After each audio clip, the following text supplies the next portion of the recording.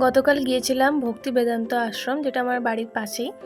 তো এখানে দেখতে পাচ্ছ যে রথ রেডি হচ্ছে, তখনও মন্দির পরিষ্কার টরিষ্কার করা হয়েছে। আর এখানে রথের জন্য টাইম টেবিল দেওয়া আছে। এদিন আসার কারণ হচ্ছে যে আমার হাজব্যান্ড ভোগ পরিবেশন করছিল।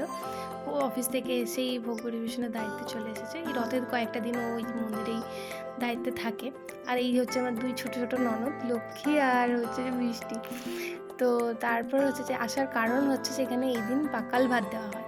তো তোমরা যারা জানো না তাদেরকে বলে দিই যে এই পাকাল ভাত হচ্ছে যে জগন্নাথ দেবের খুব পছন্দের একটা খাবার।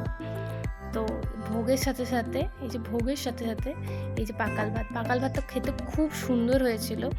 যারা আগে কখনো পাকাল ভাত খাওনি তোমরা তো একদিন সুযোগ পেলে ট্রাই করো। এটা উড়িষ্যার খুব পপুলার একটা রেসিপি। এদিন পাকাল ভাত খেয়ে আমার খুব ভালো লেগেছে, দিয়ে খেয়ে দিয়ে আমি চলে এলাম। চলো টাটা।